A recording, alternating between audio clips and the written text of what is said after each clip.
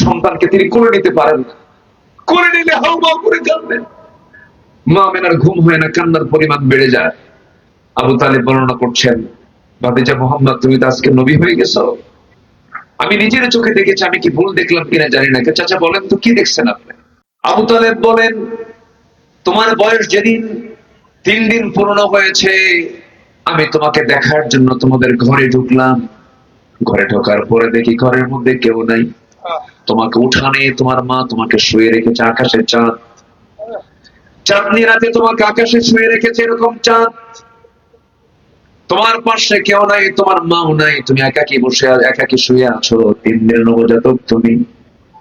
তোমার মা দূরে দূরে ডুকরে ডুকরে বসে বসে কান্দে। সেই সময় দেখতে পেলাম তুমি তোমার ডান হাতটা বাম দিকে নাও, আকাশের চাঁদ তোমার হাতের সঙ্গে বাম দিকে চলে যায়। তোমার হাতটা যখন বাম থেকে ডান দিকে নাও, আকাশের চাঁদটা ডান দিকে যায়। দোলনায় দোলনার মতো দোল খেলতেছিল। আমি আবু তালেব নিজের চোখে দেখেছি। আবার যখন দুটো হাত ধরে যখন নিচের দিকে টেনে আনো হাতটা, তোমার হাতের সঙ্গে আকাশের চাঁদটাও নিচের দিকে নেমে আসে। আমি কি ভুল দেখলাম নাকি? ভাতিজা মোহাম্মদ বলো তো। রাসূল কেঁদে বলছেন, চাচা যান, আমার মা আমাকে সময় দেবেন কেমনে? কারণ আমার মা আমাকে কোলে নিলে স্বামীর কথা মনে হয়ে যায়, স্বামীর মহব্বত, স্বামীর স্মৃতিচারণ হয়ে যায়। এই জন্য তিনি আমাকে নিতে পারেন না, আমাকে একাকে শুয়ে রাখেন আমার নিঃসঙ্গতা দূর করার জন্য। আল্লাহ পাক আমার জন্য এই রাতগুলো আকাশের চাঁদকে তিনি আমার জন্য খেলনা বানায়া দিয়েছিলেন। জোরে বলে সুবহানাল্লাহ। আমার নবীজি 5 বছর বনু সাদে ছিলেন। দুধ পান করেছেন কোন মহিলার বলেন তো? মা হালিমাতুস সাদিয়া রাদিয়াল্লাহু তাআলা। তিনি ঈমান এনেছিলেন। অনেকদিন পর রাসূল তাকে দেখে নিজের গায়ের চাদর বিছায়া দিলেন। বিছায়া দেওয়ার পর মহিলা বসলেন। সবাই বললেন, বিশ্বনবী তার গায়ের চাদর বিছায়া দেয়, মহিলাটা কে? রাসূলের চোখের কোনা বেয়ে একটা টপ করে পানি পড়ছে। রাসূল কেঁদে কেঁদে বলছেন, জানো, এই মহিলার এই মার দুধ আমার কিসমতে জুটেছিল। আমি তার কাছ থেকে ভাষা শিখেছি, তার কাছ থেকে আদব শিখেছি। সিরাত গ্রন্থে আসছে তিনি একটা স্তনের দুধ পান করতেন, ডান স্তনের দুধ, বাম স্তনের দুধ তিনি পান করতেন না। মা হালিমা বলেন, আমি তাকে বারবার চেষ্টা করতাম, সেটা দুধ ভাইয়ের জন্য বাম স্তনটা রেখে দিত। আল্লাহু আকবার। আলাম নাশরাহ লাকা সাদরাক ওয়া ওয়াদা'না আনকা ফিজরাক। আমার নবীজির সিনা চাক হয়েছিল বনু সাদে। মা হালিমাতুস সাদিয়ার ঘরে থাকা অবস্থায় ছিল। ওই অঞ্চলে তাকে সিনা চাক করা হয়, ওপেন হার্ট সার্জারি, যেটা সকল হিংসা দূর করে দেওয়া হয়। সম্মানিত ভাইয়েরা, সেই নবীজির আমরা উম্মত হতে পেরেছি, বলি আলহামদুলিল্লাহ। জোরে বলি আলহামদুলিল্লাহ। আমার কথায় মনে হয় মন খারাপ করছেন নাকি? আপনি কষ্ট পাচ্ছেন না তো? বলি আলহামদুলিল্লাহ। কথার তো কোনো থা থাকে না, বিভিন্ন দিকে চলে যায়। আমরা কি জান্নাত পেতে রাজি আছি তো ইনশাআল্লাহ? কোন জান্নাত নেব আমরা? বলেন, জান্নাতের দরজা তো 8টা, কোনটা নেব বলেন? কয় নাম্বারটা? কয় নাম্বারটা? 1 নাম্বার। তাহলে আমরা হতে হবে আমাদের কয় নাম্বার? 1 নাম্বার হতে হবে। আল্লাহ কবুল করুন, জোরে বলি আল্লাহুম্মা আমিন। তাহলে এই যে মিসাইল বোমাগুলো, এগুলো কোরআন থেকে, কোরআনে আল্লাহ রাব্বুল আলামিন বোমাকে বলে দিয়েছে। আমার বন্ধুগণ, আসহাবুল ফিলের ঘটনা বলে দিচ্ছে, হে রাসূল, আপনি কি লক্ষ্য করেন নাই আমি হস্তি বাহিনীর সঙ্গে কি আচরণ করেছি? তাদের সমস্ত ষড়যন্ত্রকে আমি বানচাল করে দিয়েছি।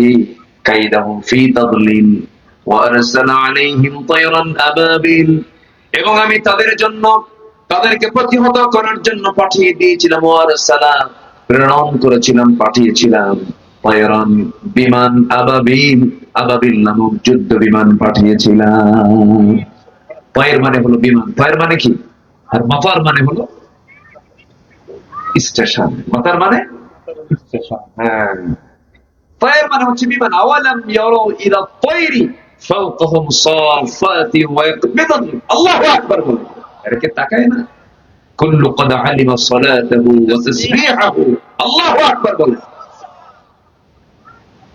সব পাখিগুলো কার জিকির করে? এলাকায় কি বিল ঝিল আছে না? নওগাঁতে একটা বিলের নাম হলো জবাই বিল, খালি জবাই করে। আপনাদের তো এলাকায় এটা লাস্ট একই আসন, কিন্তু ওই সাপাহার জবাই বিল আছে। মাহফিল করে আসছে কয়েকদিন আগে, এবছর, গত বছর ছিল বিশাল বৃষ্টি। তো বললো, হুজুর আপনি এমন জায়গায় আসছেন, আপনার মাইকের আওয়াজ ইন্ডিয়া শোনে।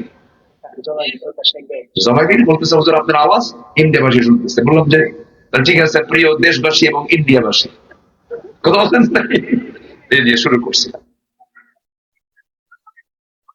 সম্মানিত ভাইরা, ওয়ারসালা আলাইহিম তায়রান আবাবিল,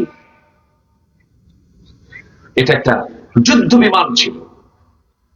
পাখি, আমার দেশ অতিথি পাখি আসে, জবাই বিলা আসে, বিভিন্ন বিলা আসে। এই পাখিগুলোর বাড়ি কি ইন্ডিয়া, পাকিস্তান, আফগানিস্তান বাড়ি না, 40,000 কিলোমিটার দূরে এদের বাড়ি, 40,000 কিলোমিটার। সাইবেরিয়ান দ্বীপপুঞ্জ থেকে, সাইপ্রাস থেকে এই পাখিগুলো আসে পাসপোর্ট হাতে নিয়ে। পাসপোর্ট আছে? কোন পাসপোর্ট আছে? পাসপোর্ট নেই, কোন ইমিগ্রেশন নাই। সামান্য ভারতে যেতেই ফিঙ্গারপ্রিন্ট দিতে হয়, পাসপোর্ট দিতে হয়, কত কি জমানত দিতে হয়, ডলার ইনভেস্ট করতে হয়, কত কি করতে হয়। কিন্তু এই পাখিটা ছোট্ট পাখি, সেই সাইপ্রাস থেকে আল্লাহ পাক বাংলাদেশের জবাই বিলে কেন পাঠালেন? মনপুরা, সেন্ট মার্টিন, হাতিয়া, মহেশখালী, কুতুবদিয়া, হাকালুকি বিল, চরণ বিলে কেন পাঠালেন? কি জন্য পাঠাচ্ছেন? কারণটা হলো, আমার রব শুধু মানুষের রব নন, রব্বুল আলামিন তিনি, প্রত্যেকটা প্রাণীর রব, গোটা বিশ্ব জগতের রব তিনি। এই পাখিগুলো ওই সময় ওই দেশে থাকলে পরে রক্তগুলো সব ফ্রিজ হয়ে, বরফ হয়ে রক্তগুলো শুকে এসে মারা যাবে, স্ট্রোক করে মারা যাবে, কারণ তীব্র ঠান্ডা। -20 পর্যন্ত হয়ে যায়, -25 পর্যন্ত তাপমাত্রা একদম নিচে চলে আসে। তখন বলেন, ও পাখি, আল্লাহু আকবার বলবেন না? আল্লাহ পাক কিন্তু ওহী দেন, ওয়াউহা ইলান নাহলি, ওয়াউহা ইলান নাহলি আন ইত্তাখিযি মিনাল জিবালি বুয়ুতা। আমার বন্ধুগণ, কি করে আল্লাহ রাব্বুল আলামিন? পাখিকে বলেন, পাখি তুই আর এই দেশে থাকবি না, চলে যা বাংলাদেশে, জবাই বিলে চলে যা, সেন্ট মার্টিন চলে যা, কুতুবদিয়া চলে যা, মহেশখালী চলে যা, এই সমস্ত বিল অঞ্চলগুলোতে চলে যাও। ওই দেশে এখন ঠান্ডা একটু কম, আবার বেশি গরম হলে থাকতে পারবা না। এই ঠান্ডার মধ্যে চলে যাও, ওই দেশের ঠান্ডা তোমার জন্য সহনীয় হয়ে যাবে, চলে আসে বাংলাদেশে। এই যে 40,000 মাইল অতিক্রম করে যে বাংলাদেশে আসলো, কোনো বিমান নাই, কোন রাডার নাই, কোনো কিছু নাই, কেমন করে সেই রাস্তাটা চিনলো? এই দুর্গম গিরি, দুর্গম পথ সে পাড়ি দিয়ে কেমন করে আসলো? খাবার জোগান কেমন করে দিল? এই 40,000 কিলোমিটার জার্নি করে যে এই দেশে আসলো, আল্লাহ রাব্বুল আলামিন প্রত্যেকটা ওই পাখির মাথার ভিতরে ক্রিপ্টোক্রোম নামক একটা প্রোটিন দিয়ে দেন, যা কিনা জিপিএস এর কাজ করে, ট্র্যাকিং এর কাজ করে। যখন সুবহানাল্লাহ, ট্র্যাকিং দিয়ে দেন যে সোজা গিয়ে ইন্ডিয়ার আকাশ অতিক্রম করেই সাপাহারের জবাই বিলে নামবে। যেরকম সুবহানাল্লাহ। কে করেন? বলেন কে করেন? কে করেন? আম্মান খালাকাস সামাওয়াতি ওয়াল আরদ, আল্লাহু আকবার। কে সৃষ্টি করেছেন? আল্লাহ সৃষ্টি করেছেন। আমার বন্ধুগণ, এরপরে কি হয়? এই পাখিগুলো 6 মাস থাকার পরে আবার সে একই রাস্তায় ওই একই প্রোটিন ইউজ করে, ক্রিপ্টোক্রোম নামক প্রোটিন ইউজ করে, সে তার দেশে আবার ফিরে চলে যায়। যখন সে দেশে আবার গরম পড়ে, আল্লাহু আকবার, তাপমাত্রা যখন ঠিক হয়ে যায়, আবার সে চলে যায় নিজের দেশে, মাতৃভূমিতে চলে যায়। আমার ভাইয়েরা, আবাবিল নামক যুদ্ধ বিমান এমন ভাবে আল্লাহ রাব্বুল আলামিন পাঠিয়ে দিলেন, শেষ পর্যন্ত আল্লাহ কি বলছেন দেখেন। সেই আবাবিল নামক বিমানের মধ্যে 2টা করে বোমা আল্লাহ রাব্বুল আলামিন তাও বলে দিয়েছেন, তারমিহিম বিহিজারাতিম মিন সিজিল। সিজিল নামক বোমা উপর থেকে নিক্ষেপ করা হলো। তারমিহিম, তারমিহিম আর রামিয়ুন মানে হলেন ক্ষেপণাস্ত্র, রামিয়ু মানে নিক্ষেপ করা। তারমিহিম বিহিজারাতিম মিন সিজিল, সিজিল নামক বোমা নিক্ষেপ করা হলো। এরপরে ফলাফল কি হলো? ফাজআলাহুম কাআসফিন মাকুল। আল্লাহ পাক তাদেরকে এই বোমা হামলার মধ্য দিয়া চিবানো ভুষির ন্যায় তাদেরকে নাস্তানাবুদ করে দিলেন। জোরে বলুন আল্লাহু আকবার।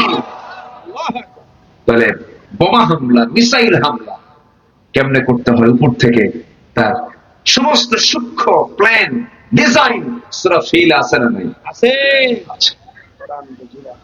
সম্মানিত ভাই, সম্মানিত বন্ধুগণ, কথা বিভিন্ন দিকে চলে গিয়েছে, লাইন একটু আসে। আমরা একটা আমল, আজকে একটা গুণ আমরা শিখে যাব, তার নাম হচ্ছে কি, একটু পরে বলছি। কোন জান্নাত দেওয়া হবে যে জান্নাতে কোনো লা ইয়াসমাউনা ফিহা লাগওয়ান ইল্লা সালামা, শান্তিময় কথা ছাড়া কোনো অশান্তির কোনো কথা থাকবে না। পার্লামেন্টে এমপিদের কথা শুনলে মাঝে মাঝে গাও জ্বলে। এই জ্বলে না? গাও জ্বলে না? গাও জ্বলে, ভালো লাগে, ঝগড়া লাগে, মিথ্যা কথা কয়, কত আজে বাজে কথা কয়, কত জঘন্য কথা বলে ফেলে মানুষ। জান্নাতের মধ্যে এমন কোন ঝামেলা থাকবে না, কোন দরবার করা লাগবে না। লাগওয়ান ইল্লা সালামা, শুধু শান্তির কথা, শান্তির কথা যা প্রাণ জুড়াবে এমন জাতীয় কথা জান্নাতে থেকে যাবে। অশান্তির কথা কিন্তু খুব কষ্টকর। খোঁটা মারা কথা কি ভালো লাগে? এক খোঁচা মারা কথা সারা জীবন মনে থাকে। জান্নাতে কোনো খোঁচা মারা কথা থাকবে না। সুবহানাল্লাহ বলেন। আমি কি দোয়া করে দেবো নাকি? এই যে দুই একজন করে ওঠে, চাপ চুপ লাগতেছে, নিম্নচাপ, হ্যাঁ নিম্নচাপ একটু বলবেন। আবার ঊর্ধ্বচাপও আছে। ঊর্ধ্বচাপ হলো বিড়ি খাওয়া চাপ। এ চাপও কিন্তু কম না, বহু দোকান এখানে আছে। সবচেয়ে বেশি বিক্রি হয় কি বলেন? সবচেয়ে বেশি কি বিক্রি হয়? বিড়ি খায় পেট ভরে? পেটও ভরে, কিন্তু খায় কি যে টানা টানে। ওই যে রংপুরে, কুষ্টিয়া, চিটাগাং, এই সমস্ত এলাকায় প্রচুর তামাকের আবাদ হয়। তামাক এলাকা আগে হতো বলে, এখন আর হয় না। না, নগদে খুব কম, আগে ছিল কিন্তু এখন কুষ্টিয়া হয়। এখন নওগাঁবাসী মোটামুটি নাজায়েজ বানা ফেলছে, আর হয় না। বাঁচাইছে আপনাদের, মাশাআল্লাহ। আই রুজিতে কোনো হারাম কিছু না থাকুক, তাই না? আবাদ করবেন না এটা। আমাকে আমাদের এক মাহফিলে নিয়ে তো বেকায়দায় ফেলছিল। হারাগাছি মাহফিল, আমি জানি না যে মানে মাহফিল কমিটির আয়োজক কার, আমি জানতাম না। বললে তো আমি যেতাম। তো মাহফিল শেষে আমাকে বলে, হুজুর আমাদের এটা ফ্যাক্টরির উদ্যোগে মাহফিল। কি ফ্যাক্টরি? কি বিড়ি ফ্যাক্টরি। তো বললাম, তো বলেন কি করব? আমি তো বিব্রত হয়ে পড়ে গেছি। বলতে, হুজুর একটু ফ্যাক্টরি বরকতের জন্য দোয়া করেন। কি আমার কথা বুঝতেছেন কি আপনারা? তো বললাম, ভাই সে আবার জোরেও কয় না, আমার কানে কানে লিখেও দিচ্ছে, আমার কানে কানে সে আস্তে আস্তে করে বলতেছে। তো বললাম, আমি আবার বললাম, বলতে, হুজুর একটু দোয়া করে দিয়ে। আমি কান ধরুন, আজকে দোয়া হবে না।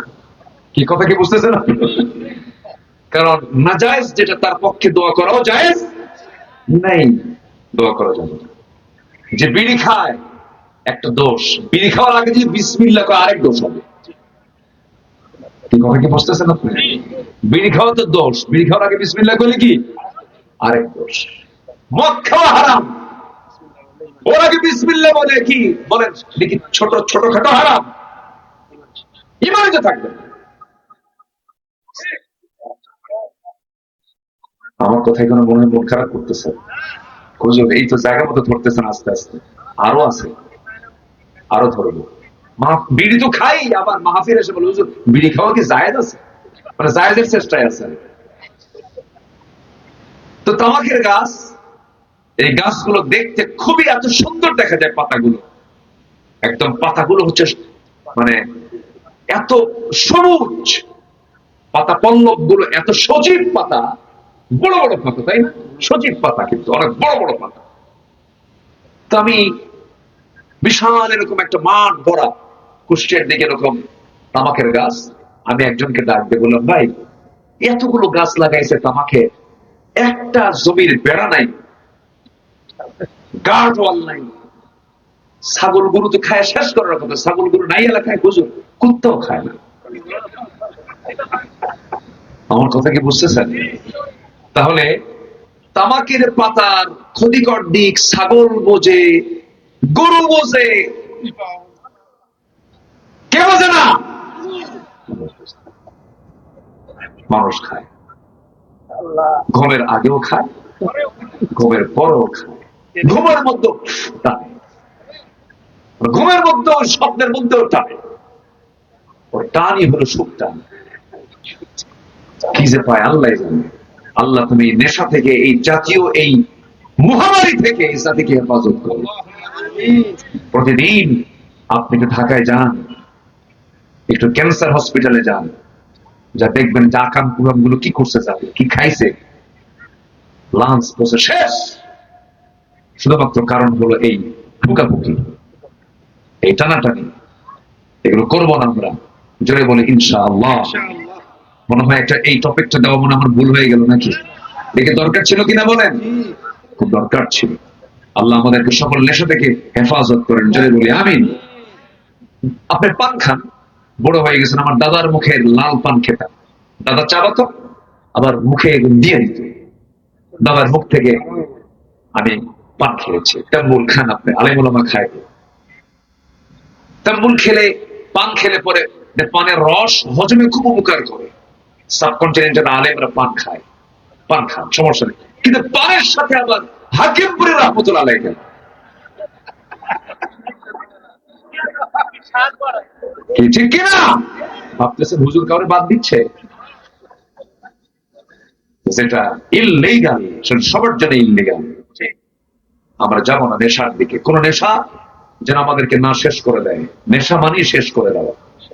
ওয়ালা তুলকু বিআইদিকুম ইলা তাহলুকা, নিজকে তুমি ধ্বংসের দিকে ঠেলে দিতে পারবে না। এটা কার হুকুম? আপনি নিজেকে ধ্বংসের দিকে ঠেলে দিবেন কেন? জি সম্মানিত ভাইয়েরা, জান্নাতের মধ্যে এই ৫ জিনিস থাকবে না। বহুদিন আগে কুড়িগ্রাম এক মাহফিল ছিল। কুড়িগ্রাম নাম শুনছেন তো? আমার দেশে বহুগুলো গ্রাম আছে। দক্ষিণের চট্টগ্রাম, মাঝখানের ১৪ গ্রাম কুমিল্লা। দক্ষিণের চট্টগ্রাম, মাঝখানের ১৪ গ্রাম, এই দিকে শেষে এসে মাত্র ২০ গ্রাম, কুড়িগ্রাম। নাম শোনেন? কুড়িগ্রামের মাহফিলে আমি এরকম জান্নাতের বর্ণনা দিচ্ছিলাম। জান্নাতটা কেমন হবে, কোনো কথা হবে না, আজেবাজে কোনো গল্প হবে না, সেখানে শুধু শান্তি থাকবে, যা মন চাবে তাই পাবেন। এক মুরব্বী মন খারাপ করে দাঁড়ায় বলে, বয়স্ক মানুষ, চামড়ার জন্য কুচকে গেছে, হুজুর সব তো বললেন জান্নাতে বিড়ি পাওয়া যাবে না। ওর খুব টেনশন যে আমি যে আমার যে আসক্তি বিড়িতে, জান্নাতে না থাকে, জান্নাতে যাওয়ারই দরকার। তার কথার ভাবসাব দেখে এরকম মনে হলো। তো বললাম, চাচা এই ৫ জিনিস যা খায় লাঞ্চ নষ্ট হয়, এরকম কোন খাবার জান্নাতে পাবেন। তবে এর চাই তো আরো আকর্ষণীয়, আল্লাহ পাক শারাবান তাহুরা, শরাব দিবেন, শরাব দিবেন,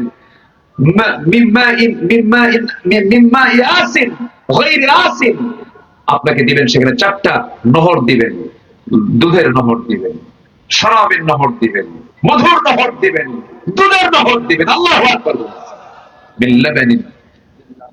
আল্লাহ তাআলা এগুলো দিবেন, গায়রা তুআম, তাই না? আল্লাহু আকবার। সব দিয়ে দিবেন। কে দিবেন? কে দিবেন? আল্লাহ দিবেন। ওই জায়গায় কোনো পচা কোনো জিনিস থাকবে? আল্লাহ রাসূলে মুসাফা, আল্লাহ কি দেন নেই, কি রাখেননি জান্নাতের মধ্যে, মন কল্পনাই করে নাই যে আল্লাহ পাক জান্নাতে রেখে দিয়েছে। জান্নাতে বিয়ে হবে, জান্নাতে কি হবে? জান্নাতেও কিন্তু বিয়ে ছাড়া কোনো সম্পর্ক হবে না। জান্নাতেও আল্লাহ পাক হুরদের সঙ্গে বিয়ে করায় দিবেন। যেরকম সুবহানাল্লাহ, বিয়েটা করায় দিবেন কে? আল্লাহ নিজে বলছেন, আমি জান্নাতে হুরদের সঙ্গে বিয়ে করাই। আর তুমি বিয়ে ছাড়াই তুমি সামনে যা বসে দেখো জিত হয়ে। এরকম আছে না? এরকম নোংরামি আছে না নাই? বিয়ে ছাড়া নোংরামি আছে না নাই? এগুলো করবা, এগুলো নোংরামি করবা, ওখানে বিয়ে পাবা না। জাহান্নামে আল্লাহ পাক ওয়াসিকাল্লাযীনা কাফারু ইলা জাহান্নামা যুমারা, হাকা হাকা তোমাকে জাহান্নামের দিকে নিয়ে যাবে। এইজন্য হুজিবাতুল জান্নাহ বিল মাকারিহ, হুজিবাতুন নারু বিশ শাহাওয়াত। জান্নাতটা কষ্ট ক্লেশ দিয়ে মোড়ানো, আর জাহান্নামটা দুনিয়ার সুখ দিয়ে মোড়ানো। দুনিয়াতে সুখ করবে যারা বেশি বেশি, আখিরাতে তাদের কষ্ট হবে। দুনিয়াতে যারা কষ্ট করবে বেশি বেশি, আখিরাতে তারা সুখী হয়ে যাবে। আমার বন্ধুগণ, জান্নাত পেতে হলে একটু কষ্ট তো করতেই হবে। আজান শুনলে আজান শুনলে কোথাও থেমে থাকা যাবে না। আজান শোনা মাত্রই ভাবতে হবে এটা আমার আল্লাহর ডাক, হাইয়া আলাস সালাহ, হাইয়া আলাল ফালাহ। সঙ্গে সঙ্গে মসজিদের দিকে চলে যাব। এই সেন্স যে বান্দার মধ্যে কাজ করবে, সেই বান্দাকে আল্লাহ রাব্বুল আলামিন জান্নাত দিয়ে দিবেন। জোরে কোন সুবহানাল্লাহ। এই যে আল্লাহ পাক ডাকতেছেন নামাজের দিকে আস, এটা কার কার ডাক বলেন? আর বান্দা সেই ডাকে সাড়া দিয়ে মসজিদে যাচ্ছে, এটা কার ভয় বলেন? মান কানা তাকিয়া, এই ভয়টা যার মধ্যে থাকবে আল্লাহ পাক তাকে এই জান্নাত দিয়ে দিবেন। জোরে সুবহানাল্লাহ। পরহেজগার হতে হবে আমাদের, এই একটা গুণ যদি মুত্তাকি হতে পারি, পরহেজগার যদি হতে পারি, আল্লাহ রাব্বুল আলামিন এমন সুন্দর জান্নাত আমাকে আপনাকে দিয়ে দিবে। মুত্তাকির জন্য কিছু রূপ আছে। কোন লোকটা মুত্তাকি, তার মধ্যে কিছু রূপ যদি আপনি দেখতে পান, সে বান্দাকে মুত্তাকি বলা যাবে। কোরআন বলে দিচ্ছে 8টা রূপ। কয়টা রূপ বলেন? 8টা রূপ। 8টা রূপ থাকবে যার মধ্যে, সে বান্দা হলো মুত্তাকি। কার ভাষায়? আসতে বলবেন না, কার ভাষায়? আল্লাহর ভাষায়। নাম্বার 1 হলো লা ইয়াসমাউনা ফিহা লাগওয়ান ইল্লা সালামা ওয়া লাহুম রিজকুহুম ফিহা বুকরাতাও ওয়া আশিয়্যা। সূরা মুলকের ভিতরে বলছেন ইন্নাল্লাযীনা ইয়াখশাউনা রাব্বাহুম বিল গায়বি লাহুম মাগফিরাতুন ওয়া আজরুন কাবীর। জোরে বলুন আল্লাহু আকবার। মুত্তাকির ভিতরে 8টা রূপ থাকতে হবে। 1 নাম্বার রূপ হলো যে বান্দা আল্লাহকে ভয় করবে বিল গায়বি, অদৃশ্যে আল্লাহ পাককে তার সে ভয় করবে, না দেখেই ভয় করবে। আমরা আল্লাহকে ভয় করি কি দেখে বলেন? দেখে না, না দেখে। আল্লাহকে দেখা যায় নাকি? পৃথিবীর কেউ কি আল্লাহকে দেখতে পেয়েছে নাকি? আল্লাহকে একজন নবী দেখতে চেয়েও দেখতে পারেন নাই। সেই নবীর নামটা কি? চিল্লায় বলুন। বলে মুসা আলাইহিস সালাতু ওয়াস সালাম। আল্লাহ পাক সবচেয়ে বেশি নবীর নাম নিয়েছেন মুসার নাম কোরআনে। যারা হাফেজ, ওয়াইদ কুলতুম মুসা ওয়াইদ ক্বালা মুসা ওমা তিলকা বিয়ামিনিকা ইয়া মুসা। আল্লাহ রাব্বুল আলামিন এই নবীর নামটা বেশি নিয়েছেন। এই নবী আমাদের জন্য মডেল। আমার নবীকে এই নবীর দৃষ্টান্ত দিয়েছেন ওয়াইদ ক্বালা মুসা। হে রাসূল, যখন মুসা বলেছিলেন, এরকম রাসূলকে শিক্ষা দিচ্ছেন এই নবী দিয়া। কারণ তিনি আগের নবী ছিলেন, তিনি বনী ইসরাঈলের নবী ছিলেন। মুসা আলাইহিস সালাতু ওয়াস সালাম খুব দামি নবী ছিলেন, কারণ আল্লাহ পাক তার সঙ্গে নিজে কথা বলতেন। কাল্লামাল্লাহু মুসা তাকলিমা। আল্লাহ নিজে কথা বলেছেন তার সাথে, তিনিও কথা বলেছেন আল্লাহর সাথে। কথা বলতে বলতে হঠাৎ করে একদিন বলছে, আল্লাহ সারা জীবন তো কথা বললাম, তো দেখা তো হলো না, আজকে তো ভিডিও কল মারবো। কি কল মারবো বলবেন? অডিও কলে কথা বললাম, অতএব বাটন ফোন নাই, এখন স্মার্টফোন দিয়ে মারবো।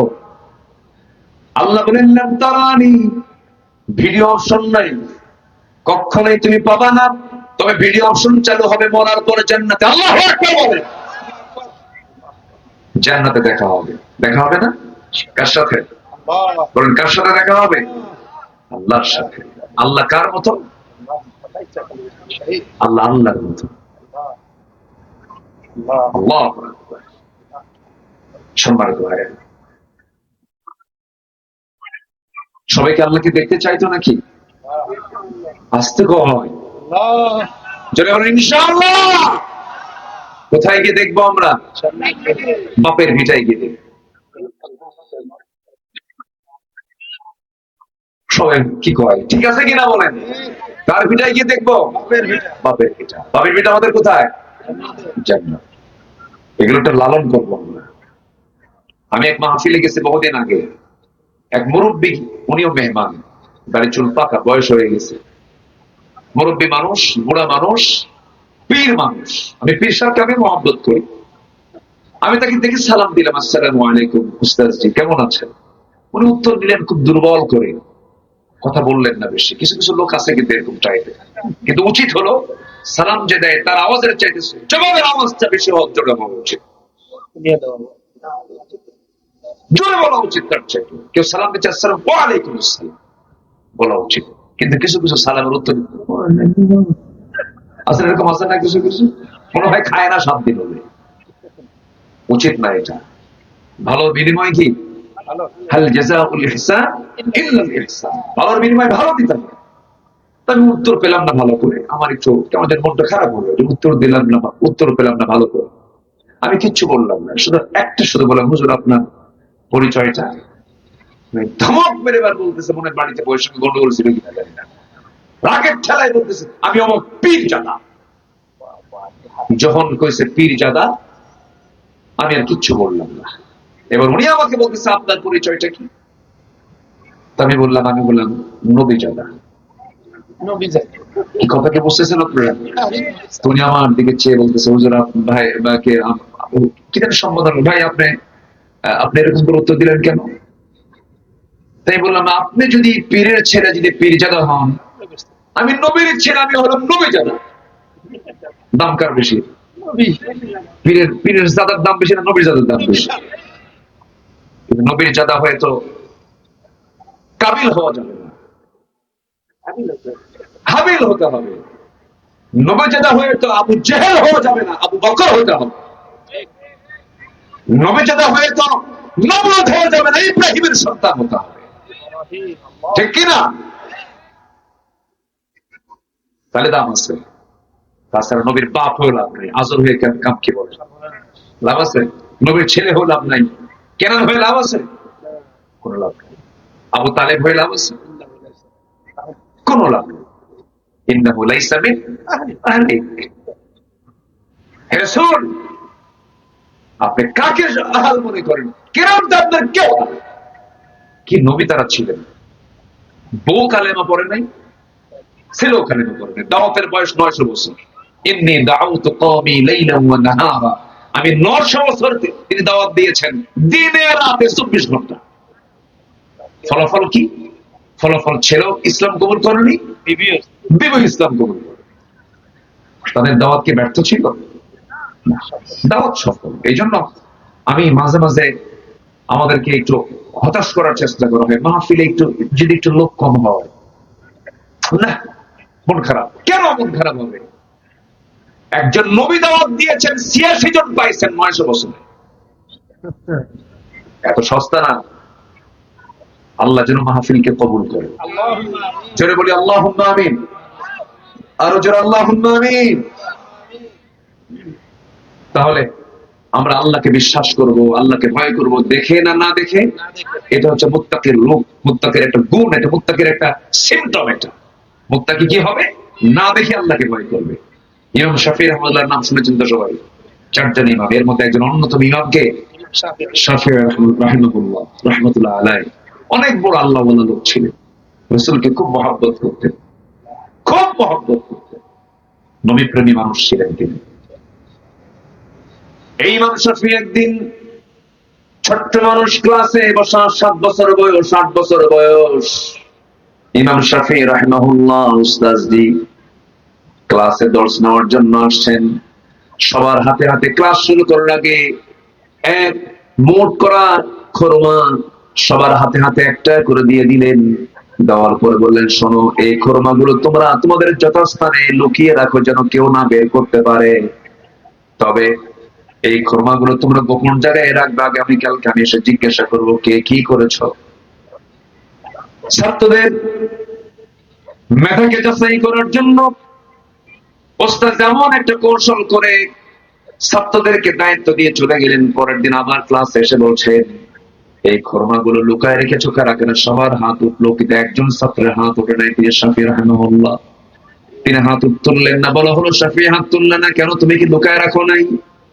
তিনি এবার বলছেন, ওস্তাদ জি, আপনি যখন আমাকে বলে গেছেন, দায়িত্ব দিয়েছেন, সেই সময় থেকে এই সময় পর্যন্ত আমি বারবার চেষ্টা করে একটা জিনিস আমি কখনো নিজেকে বুঝ দিতে পারি নাই, এই খরমাটা আমি পৃথিবীর কোন জায়গায় রাখবো, যে কোন জায়গায় আমার আল্লাহর নজর নাই। আল্লাহ তো সব জায়গায় নজর, তো আল্লাহ আছে।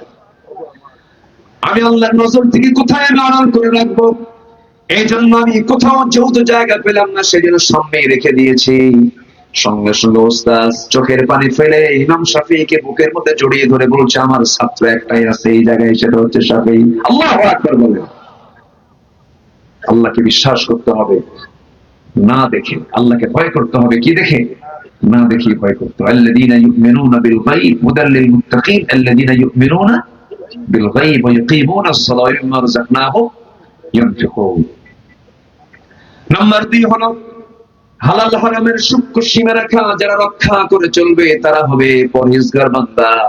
আল্লাহ রাব্বুল আলামিন সুন্দর করে এক জায়গায় বলছেন, তিলকা হুদুদুল্লাহ ফালা তাকরাবুহা কাযালিকা ইউবাইয়িনুল্লাহু আয়াতিহি লিন-নাসি লাআল্লাহুম ইয়াত্তাকুন। জোরে বলুন আল্লাহু আকবার। হালালকে হালাল জেনো, ওয়াহলালতুল হালাল ওয়া হারামতুল হারাম ওয়া লাম নাজিদ আলা যালিকা শাইআন আদখুলুল জান্নাতা ইয়া রাসূলুল্লাহ। এক সাহাবী বলেছিল, হুজুর আমি হালালকে হালাল জেনে হালাল জীবন গ্রহণ করব, হারামকে হারাম জেনে হারাম জীবনকে বর্জন করব, আদখুলুল জান্নাতা ইয়া রাসূলুল্লাহ, আমি কি জান্নাত পাবো নাকি? রাসূল বলছেন, নাম, তুমি জান্নাত পেয়ে যাবে। যেরকম সুবহানাল্লাহ। আপনি হালাল হারাম বাঁচবেন না, কপাল কালো বানাবেন। আপনি হালাল হারাম বাঁচবেন না, আপনি মক্কায় 36 বার গিয়ে কাবা শরীফের দরজা ধরবেন আর বলবেন আমি তো জান্নাত পেয়ে গেছি। এত সস্তা জান্নাত পাওয়া নয়। রাসূল জীবনে হজ করেছেন একবার, কয়বার? আর আমার দেশে এমন হাসি আছে 36 বার হজ করার পরে সুদ খাওয়া বন্ধ করেন। শোনেন, এই সময় কেউ উঠেন না, উঠলেই ভাববো সুদ খায়। বসেন, একটু বসেন। এ পর্যন্ত 5 থেকে 6 জন ভাই উঠেছেন। এটা হতেই পারে, এটা ধমক দিলাম মনে হয়, রাগ করলেন মনে হয় আপনি। বলি আলহামদুলিল্লাহ। বাবা লাঠি কেন? ওটা কি? ওটা কি? অসুস্থ নাকি?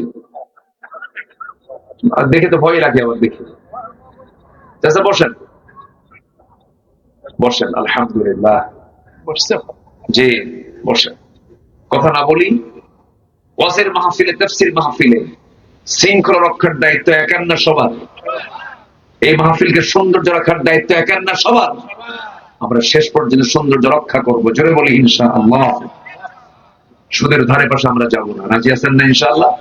একটু মরিচ ভর্তা দিয়ে খাই, তাও ভালো। সুদের টাকায় ওই রোস্ট খায়া পেট ফুটা হয়ে শীত হয়ে পড়ে থাকবে।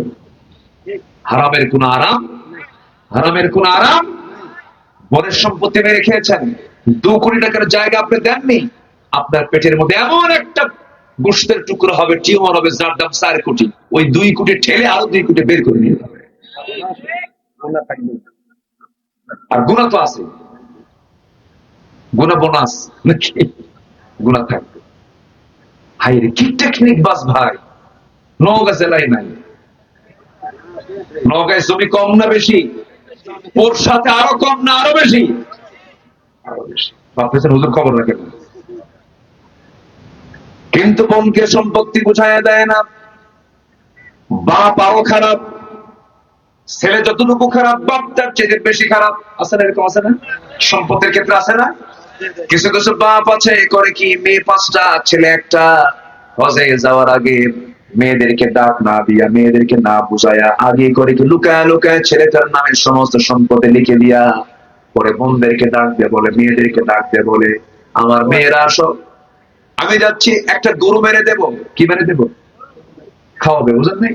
গরু একটা মেরে দেব, গরু একটা মেরে দিয়া সব পর্ব শেষ করে ফেলে, জানে না এই লুকোচুরি করে ছেলেকে সব সম্পত্তি লিখে দিয়া এবার মেয়েদেরকে ডাক দিয়ে বলে, মা একটা চরম কাজ করে ফেলেছি, বলো দরকার ছিল, আমি চলে যাচ্ছি, আমার যে বুড়া মানুষ, মরেও তো যেতে পারি, নাও হাসতে পারি, আমার সন্তান তো আমি মরে গেলে ইতিম হবে, 40 বছর ইতিম হবে, 40 বছর ইতিম হবে।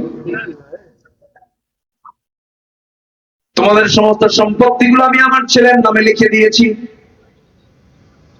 তোমাদের আমি বিয়ে দিছি, টাকা পয়সা খরচ করেছি, মা আমাকে মাফ করে দাও। আল্লাহ টাকা বলছে, আল্লাহ মাফ করবেন? আজ থেকে আল্লাহ মাফ করবেন। লিযযাকারি মিসলু হাযযিল উনসাইন, তিলকা হুদুদুল্লাহ। আয়াতের শেষ অংশ হচ্ছে, খবরদার এই অংশের পিছনে কোন জোড়াতালি দিবি না, কম বেশি করবি না। তিলকা হুদুদুল, এটা আল্লাহর সীমা। কোথায়? এগুলো কিচ্ছু নাই। এজন্য তাআল্লামুল ফারাইদ ফাইন্নাহা নিসফুল ইলম, তোমরা ফারায়েজের জ্ঞান অর্জন করো, অংশের জ্ঞান, অংশ বন্টনের জ্ঞান অর্জন করে, এটা হচ্ছে গোটা ইলমের অর্ধেক। আল্লাহু আকবার বলেন। জাহান্নাম থেকে বাঁচার জন্য এই ইলমের দরকার আছে না নাই? সরকার হবে তো সবার, সবার জানা দরকার, কারণ এটা ঠিক থাকলে জান্নাত ঠিক থাকবে। জমি ঠিক করবেন না, আপনার আইল ছেড়ে, আপনি জানেন যে আপনার জমি 33 শতক হয়ে আছে 39 শতক। কত শতক বেশি? 33 আর 39, 6 শতক বেশি। আপনি জানেন আপনি আপনার সম্পত্তি এখানে বেশি আছে, আপনার না এটা, আর এখানে শর্ট আছে না নেই? আচ্ছা, শর্ট আছে না নেই? ও আর খুঁজে পায় না।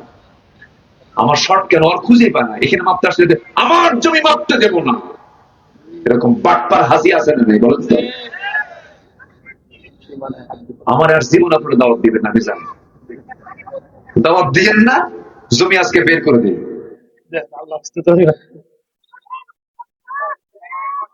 দেয় না আমিনকে আবার কানে কানে বলে দেয় আমার এখানে যেন শিকল না আসে, তার ব্যবস্থা আমি করে দিচ্ছি। হাতের মধ্যে বুঝায় দেয় ঘুষ। আছে কিনা? আসতে কেমন আছে না নাই? উচিত ছিল জান্নাতের লোকের কি জানেন, 1 বিঘত জমি যদি কেউ জোরপূর্বক কারো দখল করে, 7টা আসমান জমিন তার পিঠে চাপায় দিবেন আসরের দিন। কত মারাত্মক ভাব, কত মারাত্মক বিষয়। জমির আইনের কাছে গেলে আইন খুঁজে পাওয়া যায় না। আমি একদিন গ্রামে গেছি, আমার কিছু জমি আছে, জমি দেখতে গেছি, কয়েক বছর যাই না, আইন নাই। 2 দিক থেকে 2 জমি, মাঝখানে আইন তো 2 জমিওয়ালা আবাদ করে, বর্গা দিয়ে রাখছি। কোদাল মারে সোজা করে না, কোদাল মারে হলো বাঁকা করে। কেমন করে মারে? বাঁকা করে মারলে কি আইল থাকে? প্রথম জন জমি ঠিক করতে গিয়া যখন জমি লাগাবে, জমি প্রসেস করবে, প্রথম জন যতটুকু বাঁকা করে, দ্বিতীয় জন করে তুই বাঁকা করছিস, আরো বাঁকা আমি করবো। বাঁকায় বাঁকায় পুলসিরাত ফেল, মানে এত চিকন যে পুলসিরাতও ফেল। নাউজুবিল্লাহ কবেন না, যেরকম নাউজুবিল্লাহ। এগুলো করা যাবে? এগুলো কি হালাল হারাম? এগুলো হালাল হারাম আমাদের দেখার দরকার আছে না নাই? মুত্তাকি যারা সিমটম হচ্ছে আল্লাহকে না দেখে ভয় করা। নাম্বার 2 হচ্ছে হালাল হারামের সূক্ষ্ম সীমারেখা, এটাকে নিশ্চিত করা, কোনটা হালাল জেনে বুঝে চলা। আল্লাহু আকবার বলেন। বুজুর্গি এই জায়গায় ইয়াদিলু হুয়া আকরাবু লিত্তাকওয়া, আদালত ঠিক করো, এটাই তাকওয়ার সবচেয়ে উত্তম পন্থা। যেরকম সুবহানাল্লাহ, সবচেয়ে নিকটবর্তী পন্থা হচ্ছে এটা। আমার বন্ধুগণ, সাইয়্যিদুনা ওমর ফারুক রাদিয়াল্লাহু তাআলা আনহু রাষ্ট্রের মধু পেয়েছেন, 1 বোতল মধু নিয়ে এসে সেখানে 5টা ভাগ হবে, 4টা প্রতিবেশী আর একজন হচ্ছেন তার ঘর। 5 জনের মধু আছে, রাষ্ট্রের মধু। এসে বউকে বললেন, বউ আমার মধুটা ভাগ করো, 5টা ভাগ হবে, 1টা ভাগ আমাদের, বাকি 4 ভাগ প্রতিবেশীর। স্ত্রী হাতে দেওয়ার কিছুক্ষণ পর বলছেন, তোমাকে মধু ভাগ করতে দেবো না আমি, দাও আমাকে মধু ফেরত দিয়ে দাও। মধুর বোতল হাতে নিয়ে প্রতিবেশীর কাছে গিয়া মধু ভাগ করতে দিলেন। তার অংশের মধুটুকু নিয়ে তিনি বলেন, 4 ভাগ তোমরা সমান করে নিয়ে নাও। তার অংশের মধুটুকু নিয়ে এসে আবার স্ত্রীর কাছে বলছে, স্ত্রী আমার এই যে মধু আনছে, মধুটা তুমি নিয়ে নাও। কিন্তু কিছুক্ষণ আগে যে আচরণটা করা হয়েছে, বউ কি খুশি না বেজার? বেজার হবে? আমার আপনার বউদের অবস্থা কি কম? বেজার হতে পারে? সংসার তো তুমি করবা না, আমার বিশ্বাসই করো না তুমি, ঠিক না? কিন্তু কি বলে ওমর ফারুকের স্ত্রী রাদিয়াল্লাহু আনহার স্ত্রী এমন নন, ভদ্রচিত আচরণ তার মধ্যে ছিল। তিনি রাগ করেন নাই, তবে একটু মনটা খারাপ হতেই পারে, কারণ মানুষ তো, মন খারাপের কারণ আসলে তো মন খারাপ হতেই পারে। বেয়াদবি করলেন না। এবার এসে বলছেন, স্ত্রী আমি ওমর, আমি তোমাকে ভালোবাসি, তুমি আমাকে ভালোবাসো। আমি রাষ্ট্র চালাই, তুমি আমার পরিবার চালাও। তুমি না থাকলে আমি অচল হয়ে যেতাম, বড় বেকায়দায় পড়ে যেতাম। আমি তোমার কাছে চির ঋণী, চির কৃতজ্ঞ। স্ত্রী আমি তোমাকে ভালোবাসি, কিন্তু আমি তোমাকে মধুভাগ কেন করতে দিলাম না? এই মধুভাগ আমি তোমাকে করতে দিলে, মধু হলো তরল জিনিস। এই মধু যখন ভাগ করতে যাবে, তোমার হাতের মধ্যে কিছু মধু লেগে যাবে, 1 ফোঁটা হোক 2 ফোঁটা হোক। সমান সমান মধু কখনো করা যাবে না, কারণ 1 ফোঁটা 2 ফোঁটা মধু হাতে লেগে যেতেই পারে। এতটুকু অংশ বেশি আসুক আমাদের ভাগে, চাইলেই মনে করে মধুভাগের দায়িত্ব আমি অন্যের কাঁধে চাপাইয়া দিয়েছি। কি সূক্ষ্ম চিন্তা তাদের মধ্যে ছিল। আমার বন্ধুগণ, ওমর ফারুক রাদিয়াল্লাহু তাআলা আনহু জনগণকে দেখার জন্য এক রাতে বের হয়েছেন। সিরাত গ্রন্থে এসেছে, গভীর রাত, এক বৃদ্ধা নারীর ঘরের সামনে গিয়ে দাঁড়িয়ে ডাক দিলেন, কেমন আছেন বুড়িমা? সাথে ছিলেন সাইয়্যিদনা আলী রাদিয়াল্লাহু তাআলা আনহু। বুড়ি বলতেছে, ভালো থাকবো কেমনে, ভালো তো নাই তেমন। কেন, কি হয়েছে? একজন খলিফা নিযুক্ত হয়েছে, তার নাম ওমর, আজ পর্যন্ত আমার কোনো খোঁজ খবর দিল না। কার সামনে করে? উনি জনসড়ক হয়ে গেছেন, নিজের পরিচয় দিচ্ছেন না। এবার তিনি বলছেন, আম্মা জান, এত দূর মিন ফাজ্জিল আমিক, প্রত্যন্ত একটা অঞ্চলে, এই প্রত্যন্ত অঞ্চলে ওমর আসবে কেমনে, তার তো আসা বড় কষ্ট হয়ে যায়, এই জন্য আসতে পারে না, আপনি মাফ করে দিয়েন। এবার মহিলা বলছে, এত বড় প্রত্যন্ত অঞ্চল যদি মনে হয়, দায়িত্ব নেওয়ার কি দরকার ছিল? ওমরে ফারুক কাঁদতে কাঁদতে অস্থির হয়ে গেলেন, নিজের পরিচয় গোপন করে নিয়া এবার বলছে, বুড়িমা, ওমরে মাফ করার জন্য আপনার কি লাগবে বলেন। এবার বুড়ি মহিলা বলতেছে, আমাকে কিছু টাকা পয়সা দিতে হবে। চুক্তি হয়ে গেল 25 দিরহামান, 25 দিরহাম তার সামনে দেওয়া হলো। এবার 25 দিরহাম দেওয়ার সময় ওমরে ফারুক ডাকতেছে, আলী এদিকে আসো। তিনি বলছেন, আমিরুল মুমিনিন আমি আসতেছে। আমিরুল মুমিনিন শব্দটা বুড়ির কানে চলে গেছে। এবার বুড়ি জড়সড় হয়ে বলছে, আহারে কার সামনে আমি কি বলে ফেললাম, বড় তো ভুল করে ফেলেছি, আমিরুল মুমিনিন আপনি আমাকে মাফ করে দেন। এবার ওমরে ফারুক বলছেন, আমার আম্মা জান, আপনি যেটা বলতেছেন, আপনি মাফ চাবেন কেন, আপনি আমারে মাফ করে দেন। এবার তিনি বললেন, আপনি যে আমাকে মাফ করে দিয়েছেন, টাকার বিনিময়ে সেই টাকাটা আমি আপনাকে দিয়েছি সরিমানা, আপনি আমাকে লিখিত করে দেন। কোনো কিছু না পেয়ে নিজের জামাটা ছিঁড়ে ফেললেন, নিজের জামায় সুন্দর করে লিখে নিয়ে সেই কাপড়টা তিনি ভাঁজ করে নিয়ে বাড়িতে গিয়ে সন্তানদের মাঝে ওসিয়ত করে বলছেন, যেদিন ওমর মারা যাবে, ওমরের কাপড়ের সাথে তোমরা এই চিঠিটা লেখায় দিবা, এই চিঠিটার সাথে দিয়ে দিবা, আমি আল্লাহকে দেখাবো, আল্লাহ যেন আমাকে মাফ করে দেন। আমার বন্ধুগণ, খলিফা হারুনুর রশিদের আমল, খলিফাতুল মুসলিমিন ওমরে ফারুকের বেশ পরের ঘটনা এটা। খলিফা হারুন সিরিয়া এলাকা তার নিয়ন্ত্রণে ছিল, রাকা নামক একটা শহর। সে রাকা শহরে বিচারপতি নাই, বিচারপতি পাঠানো হলো, নতুন করে একজন বিচারপতি গেল। বিচারপতি আদালতের চেয়ারে বসলেন, এক বুড়ি মহিলাকে ধরে আনছে চুরির দায়ে। কিসের দায়ে? চুরির দায়ে নিয়ে আসা হয়েছে। চুরি করে ধরা পড়েছেন। কি চুরি করেছেন? ও মা, আপনি কি চুরি করেছেন? তিনি বলছেন, আমি খাদ্য চুরি করেছি। কেন? ক্ষুধার যন্ত্রণা সহ্য করতে না পেরে। এবার আদালত বলে ফেললো, যেহেতু আপনি চুরি করে ফেলেছেন, অবলীলায় স্বীকারও করে নিয়েছেন, হাতটা কাটা হবে না, কারণ আপনি তো অভাবী চোর, হাত কাটা হবে না। তবে চুরির জন্য আদালত তো অবশ্যই শাস্তি দেবে। আপনার হাতে বেশ 50টা বেত্রাঘাত মারা হবে এবং সাথে 500 দিনার জরিমানা দিতে হবে। এই রায় দিয়ে ওই বিচারক করলেন কি, কাজী করলেন কি, কাজীর চেয়ার থেকে চট করে নেমে এসে উপস্থিত সবাইকে ডাক দিয়ে বলছে, শোনো, আমি তো আর চেয়ারে নাই, রায় তো দিতেই হবে, কিন্তু শাস্তি যে 50টা বেত্রাঘাত মারা হবে, বুড়ির গায়ে কোনো বেত্রাঘাত করা হবে না। 50টা বেত্রাঘাতের 20টা বেত্রাঘাত তোমরা আমার 2 হাতে করো আগে। আল্লাহু আকবার বলবেন। কার ভয়? তার শাসন করেছেন, তারাও শাসক, তারা বিচারক। এবার বলছেন, আমাকে যে মারবি, চাবুক হাতে নিয়ে যে দাঁড়াবে, সে আমাকে বিচারক মনে করে মারা যাবে না, আমাকে আসামি মনে করে মারতে হবে। যখন মারা হলো, ইতিহাস বলে ফিঙ্কি দিয়ে রক্তগুলো গড়ে গড়ে পড়ছিল। 20টা বেত্রাঘাত মারা যখন শেষ হলো, আরো থাকলো 40, আরো থাকলো 30টা। এবার তিনি বলেন, রাকা জনপদের, রাকা শহরের, রাকা পৌরসভার মেয়রকে তাকে ডেকে আনো, প্রশাসককে তাকে ডেকে আনো, উচ্চপদস্থ কর্মকর্তাকে তাদেরকে ডেকে আনো, 3 জনকে শীর্ষ কর্মকর্তাকে 3টাকে ডাক দিয়ে কাজে কয়, এই 3টের 10টা করে মার। আল্লাহু আকবার বলবেন না। এবার টাকার জরিমানা, কাজে নিজে বলছে, আমি 100 দিরহামের দায়িত্ব আমি গ্রহণ করলাম, বাকি 400 তোমরা পৌর প্রশাসক যারা আছে সবাই ভাগ করে নাও। বহুদিন পরে খলিফা হারুন ওই মহিলাকে ডেকে পাঠালেন। মহিলা কাঁপতে কাঁপতে গিয়ে তারা দরবারে যাওয়ার পর খলিফা হারুন রশিদ কাঁপতে কাঁপতে বলছে, বুড়িমা, মাফ করে দিয়েন, আমি আপনার সেবা করতে পারিনি, আমি আপনার খোঁজ খবর নিতে পারি নাই, মেহেরবানি করে আপনি যদি মাফ করেন, আমার আল্লাহ তাআলা মাফ করে দিবে। যেরকম সুবহানাল্লাহ। কি শাসক তারা ছিলেন, আর আমরা কি পাই, কি পাইলাম কি? রাগ করতেছেন নাকি আপনারা? তাহলে মুত্তাকি শাসক দরকার, মুত্তাকি জনগণ দরকার, পরহেজগার বান্দা দরকার।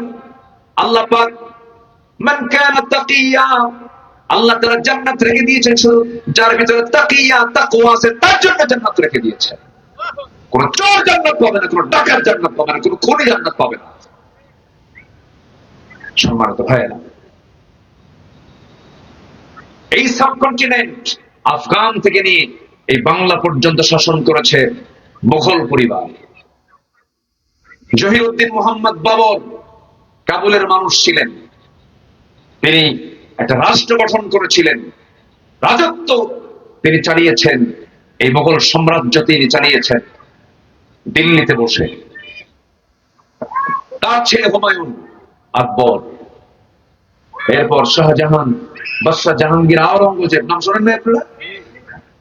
এর মধ্যে একজন বাদশাহ জাহাঙ্গীর, তিনি আল্লাহওয়ালা মানুষ ছিলেন, ফতুয়া আলমগিরি, বাদশাহ আলমগীরের নামে ফতুয়া আলমগিরি, আল্লাহওয়ালা কিছু লোক ছিল।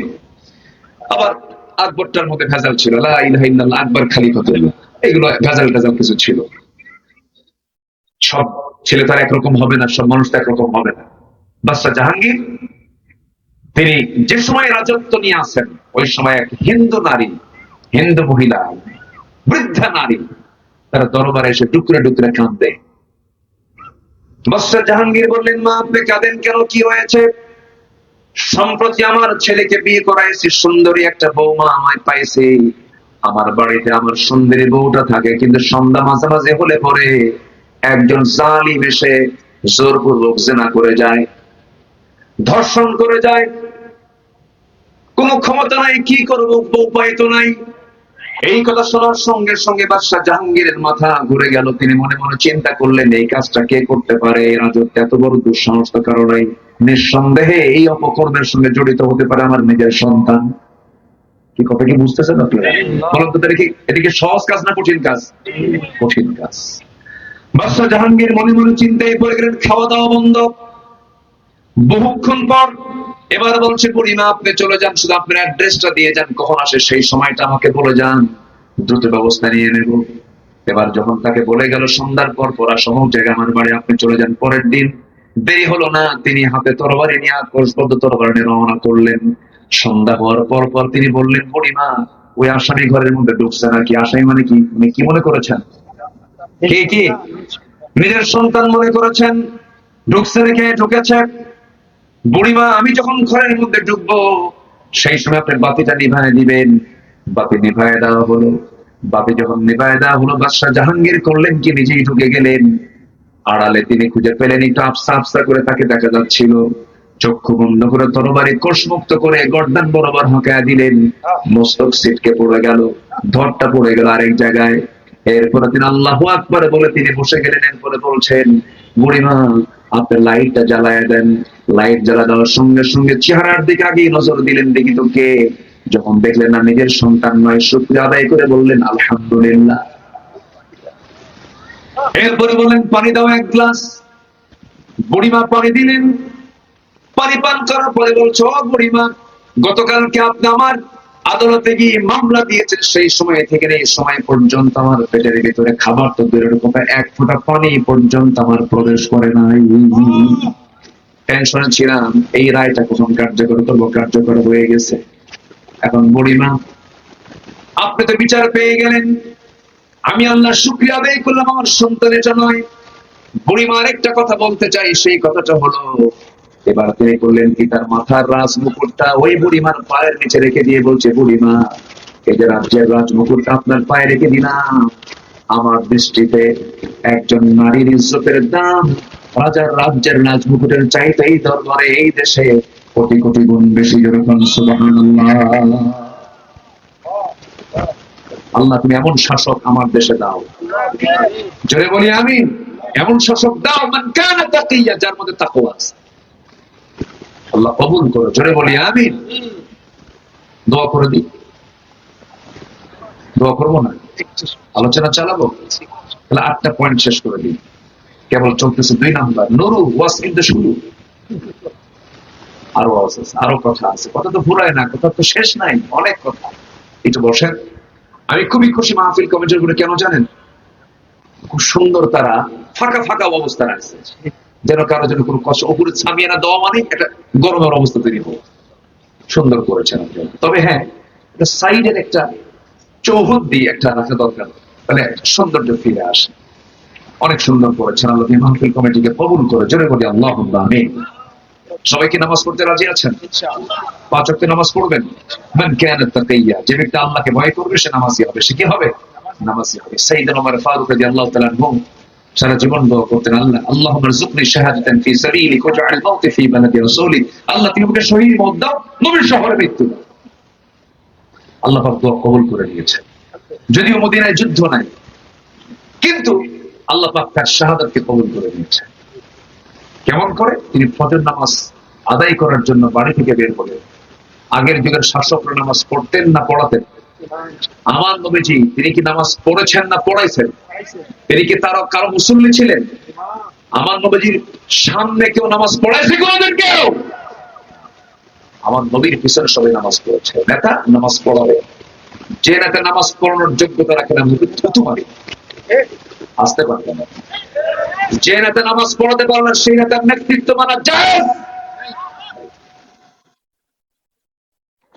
নেতৃত্ব হইতে জায়েজ, নামাজই পড়াতে পারে না কিসের নেতা, কিসের লিডার? আমার নবীজি নেতৃত্বের ইঙ্গিত দিয়ে গেছেন মৃত্যুর পূর্বে, আমার মুসাল্লাহ আমি নামাজ পড়াতে পারছি না, আমার মুসাল্লাহ আবু বকরকে দান করা গেল। দাঁড়ায় গেলেন, ইন্তেকাল করলেন। ওই ইমামটাই হয়ে গেছে খলিফাতুল মুসলিমিন। যেরকম সুবহানাল্লাহ। নামাজ থেকে নেতৃত্ব আসবে। কিসের থেকে নেতৃত্ব আসবে? যে নেতৃত্ব নামাজ থেকে আসে না সেই নেতৃত্বের উপরে গজব, কোনো বরকত থাকবে না, সংকট হবে, ধর্ষণ বাড়বে। এমন কোন দিন নাই পত্রিকার নিউজে পাই না, মিডিয়ার নিউজে পাই না যে ধর্ষণ নাই, কোন বিচার নাই। কে করবে কার বিচার? মাদকদ্রব্য সহ ধরা পড়ে পুলিশ কষ্ট করে ধরে, সীমান্তবর্তী এরিয়া থেকে এই মাদকদের ধরে ধরে থানায় জমা করে নেতাকে ফোন দিয়ে বলে, নেতা ভাই আসামি খুঁজে পাইছে, আসামি মাল সহ গ্রেফতার করছি। নেতা কয় মাল সহ ছেড়ে দে।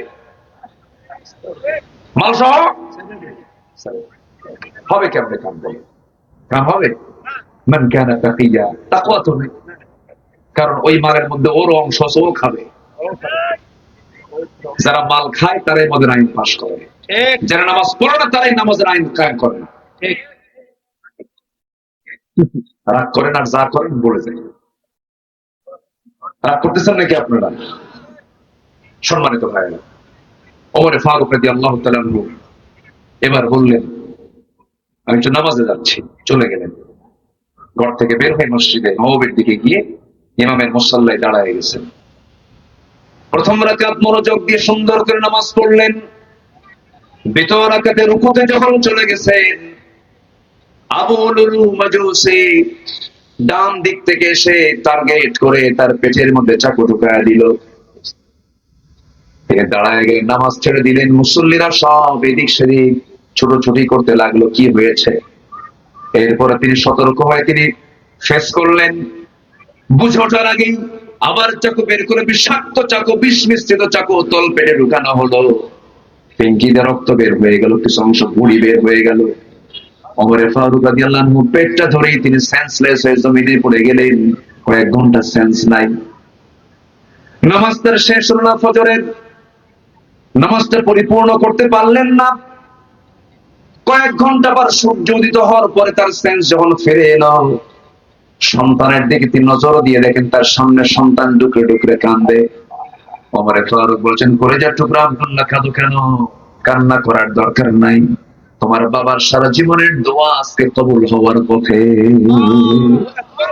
আমি শহীদ হতে চলছি, কারণ আমাকে যে আঘাত করেছে সে কোনো মুসলিম পরিবারের কেউ নয়, সে একজন অগ্নি পূজক। আবু লুলু মাজুস আঘাত করেছে আমাকে, আমি শহীদের দরজা পেয়ে যাচ্ছি আজকে। আব্দুল্লাহ হাসি মুখে আমাকে বিদায় দিয়ে দিল, আমার জন্য পানি আনো। এক গ্লাস পানি নিয়ে আসলো। আব্বাজান পানিটা পান করুন। তিনি বলছেন, কিসের পানি আল্লাহ? পান করার জন্য না, না, আমার কলেজায় চুল পরিমাণ কোন তৃষ্ণা নাই। আমার সবচেয়ে বড় তৃষ্ণা হলো ফজর নামাজটা আমার এখনো হয় নাই, ওযুর পানি এনে দাও। কিসের পানি এনে দাও? ওযুর পানি। চিন্তা করুন, জীবন প্রদীপ নিভে যাচ্ছে আর উনি বলতেছে আমার ফজর নামাজটা হয়নি এখন। ফজর নামাজটা পড়া দরকার। ওযু বানালেন, পেটের ভুঁড়িটা বের হওয়া, গামছা দিয়া পেটটা বাঁধলেন, কিন্তু হলো না কাজ, রক্ত পরে শেষ হয়ে গেছে, মাথা চক্কর মেরে পড়ে গেলেন। ইশারা করে শুয়ে শুয়ে নামাজ আদায় করে বলছেন, আব্দুল্লাহ, আমার জীবন প্রদীপ যখন তখন নিভে যাবে, আব্বা ডাক্তার আনছি, সন্তান তো চেষ্টা করবে। ডাক্তার এনেছি, হাকিম এনেছি, হাকিম সামনে এসে বলতেছে, আমিরুল মুমিনিন, এক গ্লাস দুধ আপনি পান করুন। এক গ্লাস দুধ দেওয়া হলো, পান করলেন। পানটা করে লাভ হলো না, সমস্ত ফুটা দিয়া দুধ গুলো বাইরে বের হয়ে আসলো পেট দিয়া। ইন্না লিল্লাহ বলে চিৎকার মেরে ডাক্তার কান্দে আর বলছে, আমরা আমিরুল মুমিনিনকে হারাতে বসেছি, তিনি যখন তখন মারা যাবেন। ওমরে ফারুক বলছেন, হাকিম রে, কান্দিস কেন, চিল্লাস কেন? ওমর তো তার নাকের ভিতরে জান্নাতের ঘ্রাণ পেতেছে। যাও ডাক্তার, তুমি চলে যাও। ডাক্তার হেঁটে হেঁটে চলে যায়। ডাক্তারের পাজামার কাপড়টা গিরার নিচে। ওমরে ফারুক ওই অন্তিম সজ্জায় তাকে পিছন দিক থেকে ডেকে দাওয়াতি কাজ করে বলছে, ডাক্তার, পাজামার কাপড় গিরার নিচে কেন?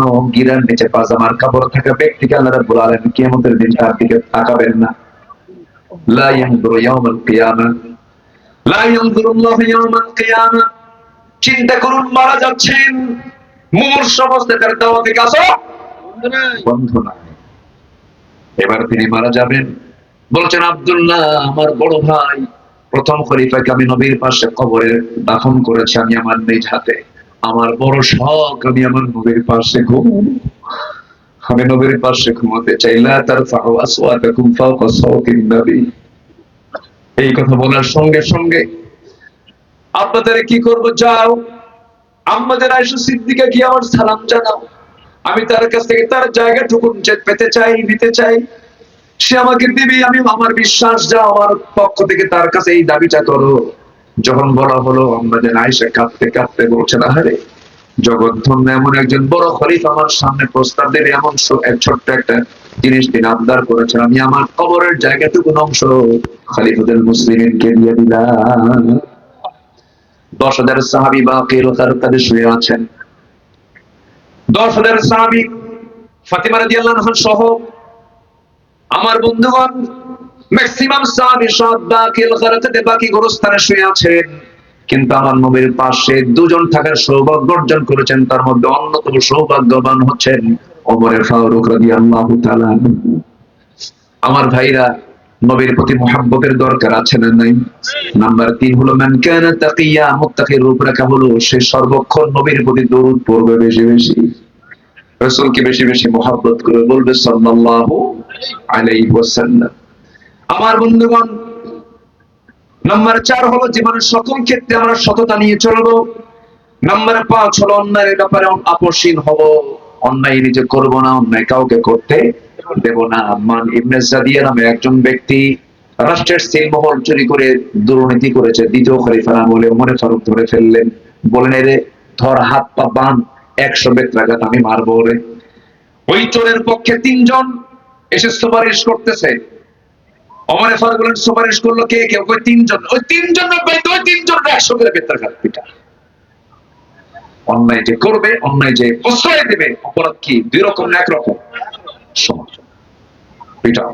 ওয়ালা তারকানু ইলাল লাযিনা যালামু ফাতামাসসাকুমুন নার ওয়া মা লাকুম মিন দুনিল্লাহি মিন আউলিয়া সুম্মা লা তুনসারুন। সম্মানিত ভাইরা, অনেক কথা, কয়টা বলি আর, সময় তো কম।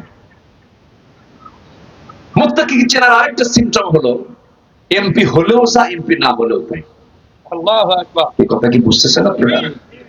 চেয়ারম্যান হওয়ার আগেও এখানে তেল, চেয়ারম্যান হওয়ার পরে এখানে তেল, কিন্তু চেয়ারম্যান হওয়ার আগে দিত পেট থাকতো পিঠে এই জায়গায়, আর চেয়ারম্যান হওয়ার পর তেল দেয় এই জায়গায়। ঈদের দিন কোলাকুলি হয় না, ঈদের হয়, ঈদের দিন হয় হলো পেটা পেটি। কি কথা কি বুঝতেছেন আপনারা? সর্বোচ্চ পদে থেকেও তার কোনো পরিবর্তন হয় না, সে তার তাকওয়া নিয়ে অটুট থাকে, মানুষের প্রতি রহমদিল হয়, রবের প্রতি বিগলিত হৃদয় তার তৈরি হয়ে যায়। এটা হচ্ছে মান কানা তাকিয়া, যার মধ্যে তাকওয়া থাকবে, তার বৈশিষ্ট্য হবে এইগুলো। মুহাম্মাদুর রাসূলুল্লাহ ওয়াল্লাযীনা মাআহু আশিদ্দাউ আলাল কুফার রহমাউ বাইনাহুম। আমার বন্ধুগণ, সর্বশেষ হলো ওই সমস্ত বান্দার মধ্যে তাকওয়ার গুণ থেকে যাবে যে সমস্ত বান্দার মধ্যে হৃদয় সর্বক্ষণ লালন হবে, আল্লাহর প্রতি জিহাদের তামান্না তার মধ্যে লালন থাকবে, দিনের প্রতি জিহাদের তামান্না তার মধ্যে লালন থাকবে। ওয়াজাহিদু ফিল্লাহি হাক্কা জিহাদি ওয়াজতাবাকুম ওয়ামা জাআলা আলাইকুম মিন হারাজ মিল্লাতা আবিকুম ইব্রাহিম ওয়া সাম্মাকুমুল মুসলিমিন।